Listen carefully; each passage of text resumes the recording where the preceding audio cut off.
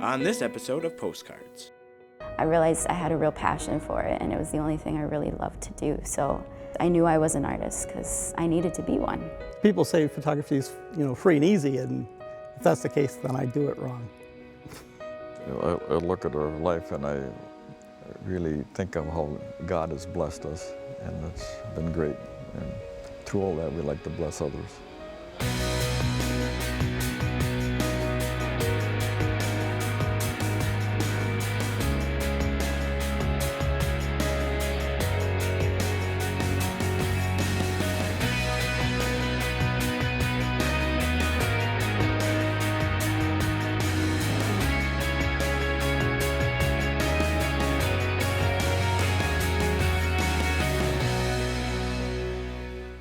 Postcards is made possible by the Minnesota Arts and Cultural Heritage Fund and the citizens of Minnesota. Additional support provided by Margaret A. Cargill Philanthropies, Mark and Margaret Yakel-Julien on behalf of Shalom Hill Farms, a retreat and conference center in a prairie setting near Windham, Minnesota, on the web at shalomhillfarm.org. Alexandria, Minnesota, a year-round destination with hundreds of lakes, trails, and attractions for memorable vacations and events.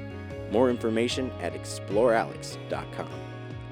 The Lake Region Arts Council's Arts Calendar, an arts and cultural heritage-funded digital calendar showcasing upcoming art events and opportunities for artists in West Central Minnesota, on the web at lrac4calendar.org.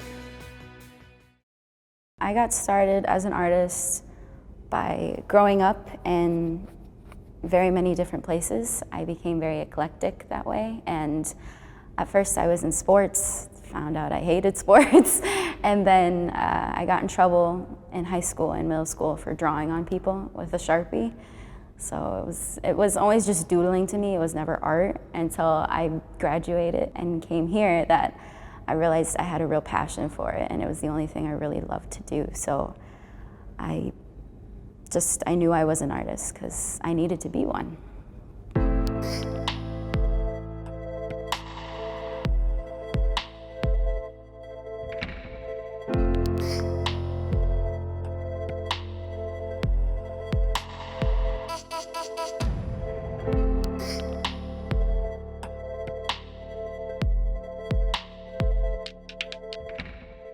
I work in so many different mediums. I work in soft pastels, I work with airbrush, I work with pen, I work in printmaking, I work in screen printing.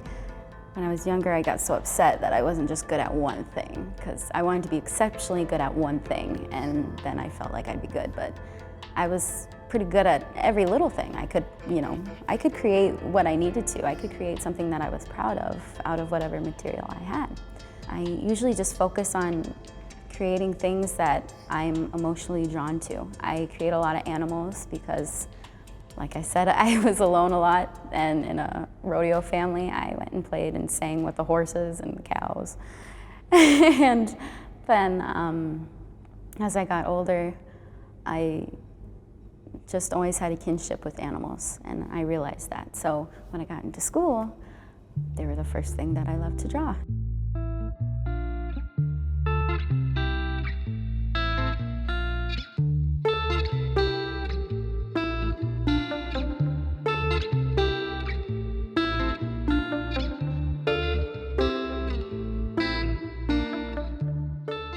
Soft pastels I consider to be my best medium because I create some of my best work with it. Create realistic stuff and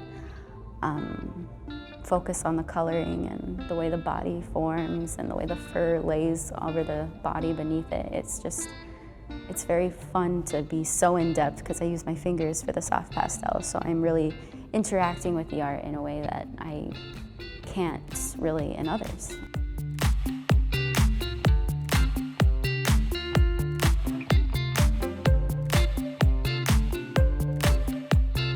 We are in the gallery at the University of Minnesota Morris, and this here is the senior show that happens once a year, every year at the end of the year. And this year was my turn, and I have about 10 pieces in the show. Most of it is 2D work, except for I have mannequin hands that I Sharpied on, which are pretty popular. If you look right behind me, I have two mannequins that were airbrushed, and one of them they're titled Precious, like precious stone, and precious metal, because I have precious stone as a diamond, and then precious metal as gold. And it's about how the woman's body is precious, no matter what shape. Even though these are highly idealized forms, I would have loved to get, if I had money and time, I would have loved to get actual, more realistic bodies. But it was more about the message of that it doesn't matter what shape or size the body, a female body is precious and it needs to be admired.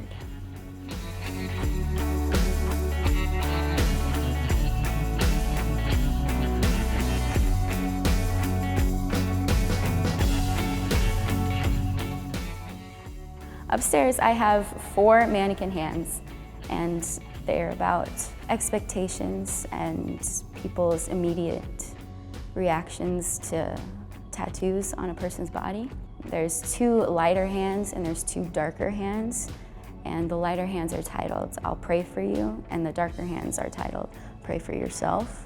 And it's a story on how people perceive you just based on your tattoos and how they immediately judge you just on your outward appearance. And it's fun to play with the idea of what you automatically expect and what it's really not. And I got the inspiration to do my mannequin hands by, I got in trouble so often as a kid for drawing on people. I get in trouble from parents for drawing on other kids' clothes. They let me, by the way. And then as I got in high school, I just Sharpie all over people's hands when I didn't want to pay attention in class. So I figured it would be nice to kind of bring that back to my senior graduation. I felt like it'd be a nice way to tie it all up.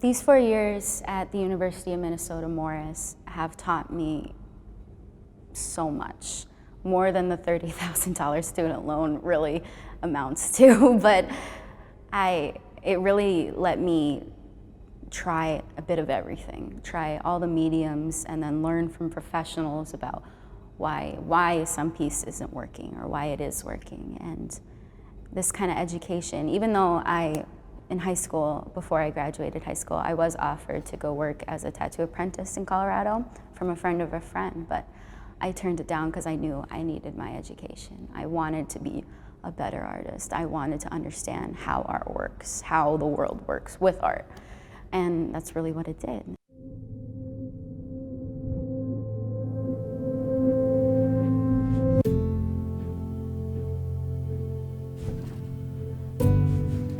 Because I had to be alone most of my life and learn how to survive on my own, I felt like it gave me a greater understanding of how harsh the world can be. And from that, art was my therapy. I created because it helped me deal with my own inner demons, and it's very important to me, and I feel like everyone should create art just because of its therapeutic properties. It helps you learn to enjoy what you have and live in the moment rather than always planning ahead. And as an artist, I'm a very live in the moment person. I create what I feel drawn to in the moment.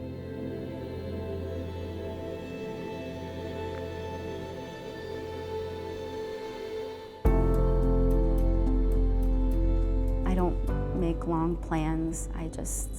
I live it day by day, and I feel like for an artist, it's important to hear your own voice. And in order to hear your own voice, you have to be by yourself and listen to yourself.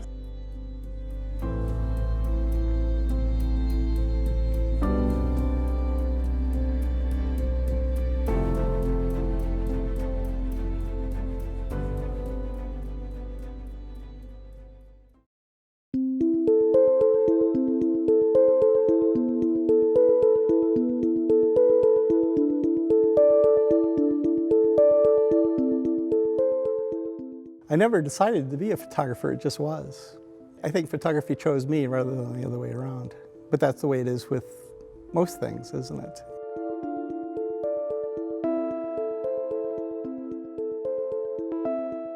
My grandmother bought me a camera when I was 7 for, must have been Christmas. And from then on, of course you had to buy film and you had to have it processed, and I could only buy or process film if I had money, so you're always scrounging around trying to earn some money so you could buy the next roll of film or have it processed.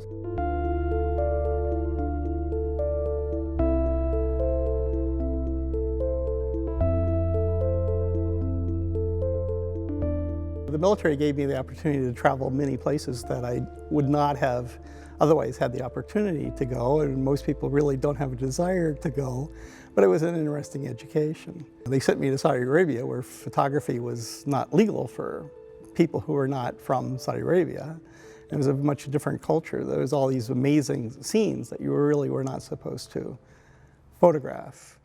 I did have a camera with me, so I did sneak a few photographs here and there.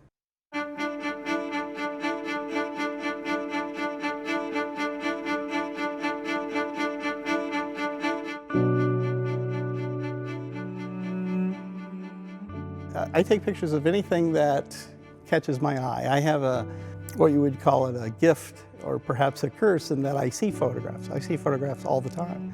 Most people think photography is very easy. You just show up and push a button. I find that's not really the case. Photography is as easy or as hard as you want it to be. The harder you make it, I think, the better the photography.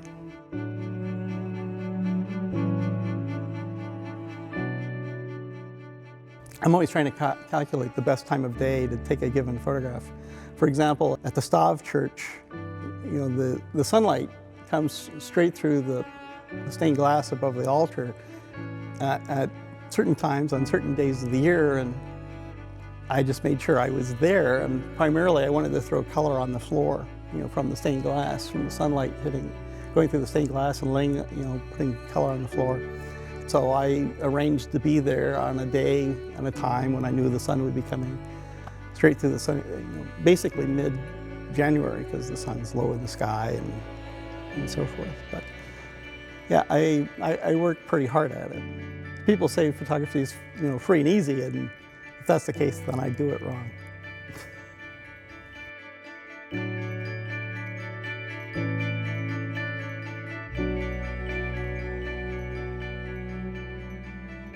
The thing about photography is there's always a great, amazing, museum-worthy photograph anywhere you are, really any time that you are. It's just a matter of finding it. One of my heroes was William Eggleston, who said he was at war with the ordinary, and he took these amazing photographs of just ordinary, everyday situations, shoes under a bed, a light bulb, bare light bulb on a ceiling, for example. How would you make that interesting? And William Eggleston did.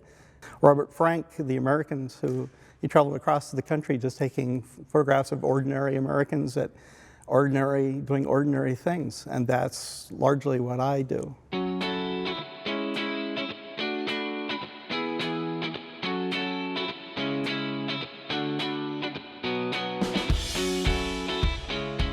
Well, the church project got started because of the sesquicentennial for the county, which is coming up shortly. And the Kennewick County Historical Society wanted to do something that would represent the entirety of the county and the various disparate cultures and factions that make up the county.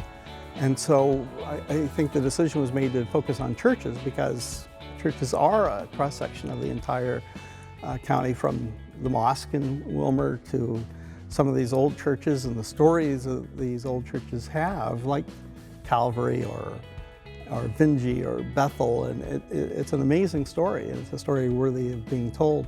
And for me as a photographer, well, I get to go to these beautiful, amazing places and meet these wonderful people, and it's been a journey for me to travel all across the county, and I've been to most churches at least 3 times, and some more than that. If you looked at the pictures chronologically, they wouldn't necessarily make sense. I'm always assuming I'm going to get kicked out at any second, you know, and I have been actually at a couple times. So I always go for what I feel are the most important photographs first. You know, I'll shoot down the aisle and several locations down the center aisle, and then from the corners and from the viewpoint of the altar back, and from the balcony if there's a balcony available to shoot from. But generally, some of the churches, there are over 100 finished photographs of the church that I have supplied to the Historical Society. Those are all on file. If someone wants to see them, they can go to the Historical Society and ask to see them, and they'd be happy to show them.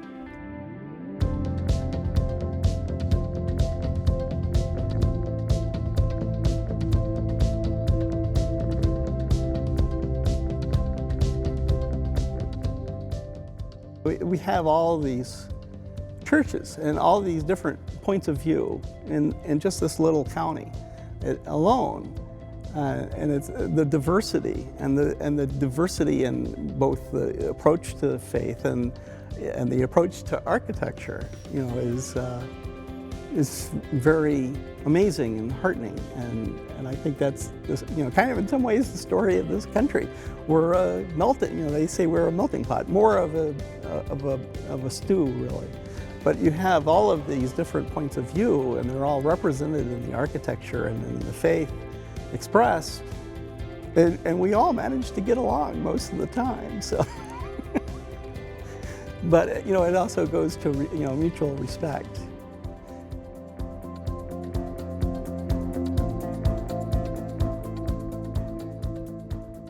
The Southwest Minnesota Arts Council, they provided a grant for the project. And so they're currently hosting a gallery exhibit through the end of June of the photographs from some of the churches. We didn't print all of them because it's just, financially, it's just not feasible to do.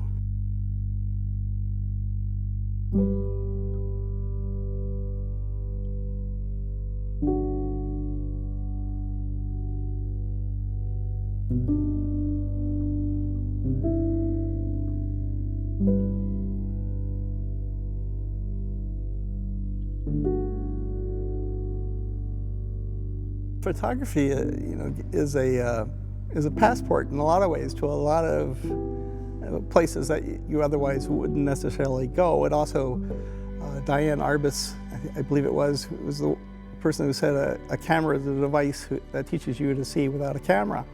And it is in some ways true, because you're more, I think, aware of what goes on in some ways. The beauty in the everyday is something I think is a gift, and most people are too busy running from one place to another, and they miss that beautiful sunset.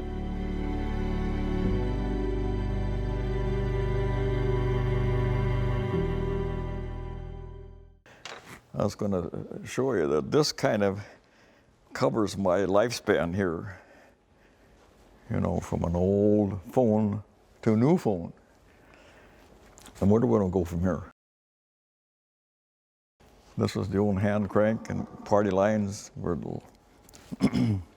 remember how many were on the party line, but of course when you crank this, it rings on everybody's line that's on the party line. So it'd be long and too short, or too long and one short, or whatever. And that would ring at everybody's house. And quite often, everybody would, or not everybody, but a few people would listen, and they would say, I'm wondering what they're calling the Olsons about. And of course, every time a person would pick up the receiver, the phone got a little bit quieter and a little quieter. And every once in a while, whoever was on the phone would say, get off, you rubbernecks, because I can hear.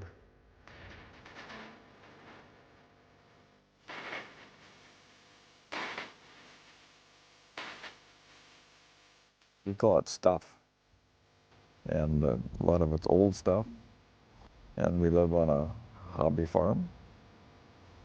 And we started a little collection of stuff. People like to come over and see it. And it's great to have people come over and see it, because if nobody's looking at it, it just sits there, you know. Well, we collected stuff that we remember as growing up years, you know, the 50s and the 60s stuff, cars and tractors and mobilia, signs and things like that.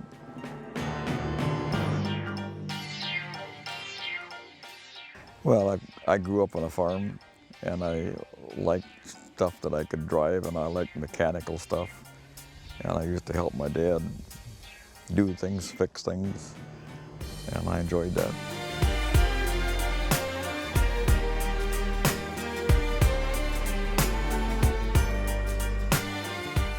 Back here is my dad's H that he bought new in 1948 for $1,875.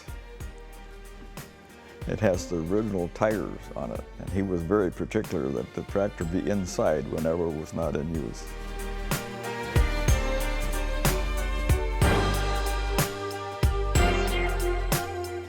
John Deere made the 830s either with a pony start or a 24-volt electric start. This one is a 24-volt electric start, and we'll see if it'll start.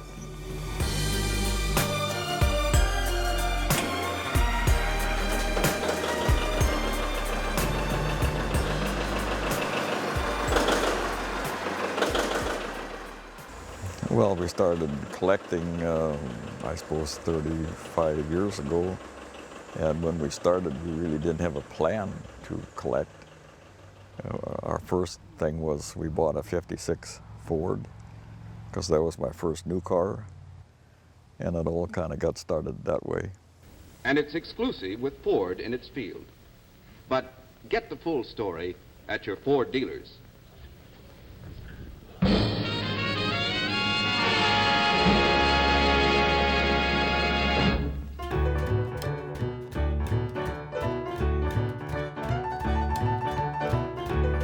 Most of the tractors in here are actually sets of tractors from particular years. Like over here, there's a set of John Deere 30 series it's called, and it's the last series of John Deere's of the 2 cylinders. And there's one tractor on each size from the 330 on up through the 830, including the pedal tractor up there that goes with this set, the 130.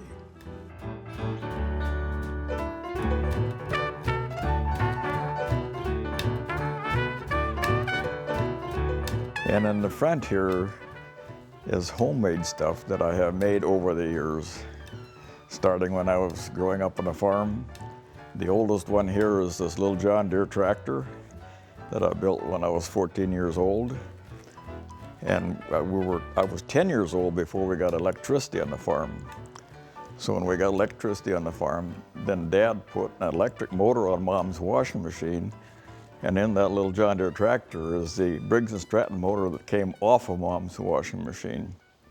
And I scavenged parts all over Dad's junkyard and built that tractor.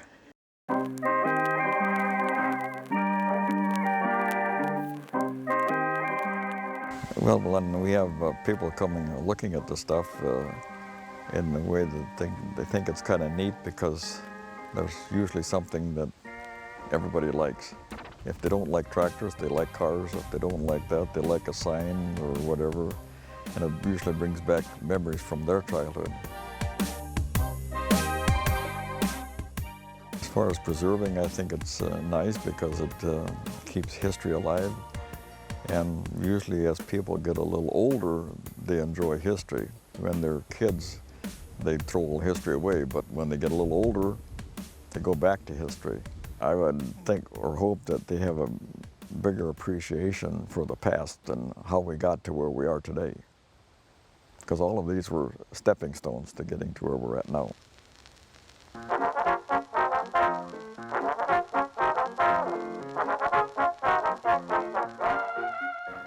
And here we have what I call a 4950-94 car. It's actually a 94 Thunderbird that we put a 49 Ford front end on it and a 50 Ford back end. And we did that. The car was almost new. It had only 1,400 miles on it when we did this conversion.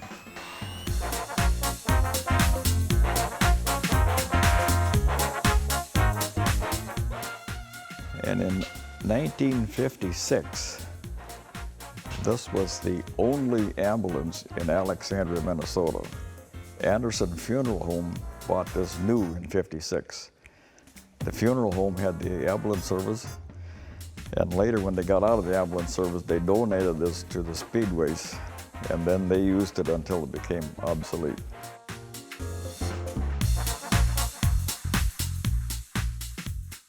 And over here is a homemade tractor that my uncle built in 1941.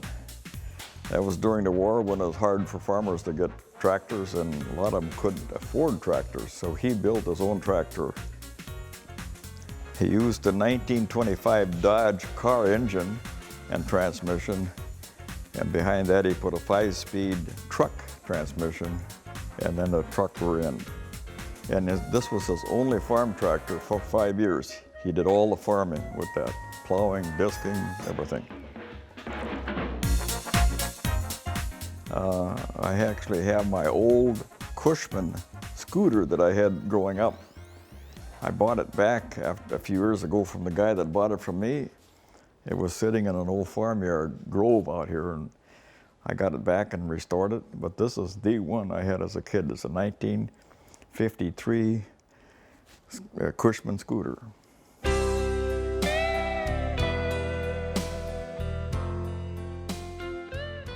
Well, I guess we grew up, in a fairly large family, both on my dad's side and on my mother's side. So I was kind of around this environment in the growing up years. And that's what made me have more appreciation for life and relationships and doing things like this.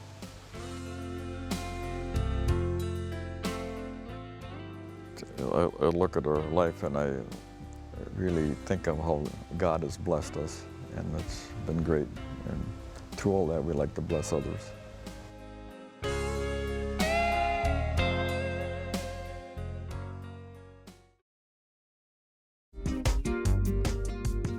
Have an idea for postcards? Send your story suggestions to postcards@pioneer.org.